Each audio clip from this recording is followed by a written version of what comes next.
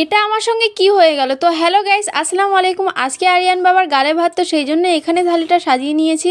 আর এই যে দেখতে পাচ্ছ আরিয়ান বাবার জন্য এখানে মালা আনা হয়েছে, অনেকগুলো ফুল আনা হয়েছে, গোলাপ আনা হয়েছিল। এখানে আরিয়ান বাবার গোসল করার পরে যেগুলো পরানো হবে সেগুলো আছে। আরিয়ান বাবা এখন আসিয়ার কোলে আছে। দেন এখানে আমরা ওর বাথটাবটা সাজাচ্ছিলাম, মানে যেখানে ওকে গোসল করানো হবে আর কি। এখানে ফুল দিয়ে দিচ্ছিলাম অ্যান্ড এটা কিন্তু অনেক সুন্দর লাগছিল, তাই না? আর তো তারপরে এখন আরিয়ান বাবার গোসল করানো হচ্ছে, আমার মা গোসল করিয়ে দিচ্ছে। যে দেখো ও কাঁদছে দেখো। আর তারপরে ওর গোসল করানো হয়ে গেছে। দেন তারপরে ওর থালাটাও সাজানো হয়ে গিয়েছে। এইখানে অনেক কিছু আছে, সেগুলো তোমরা একটু দেখে নিও। আর বেশ অনেকই আইটেম ছিল, অনেক রকমের ভাজি ছিল, অনেক রকমের ভাজি ছিল।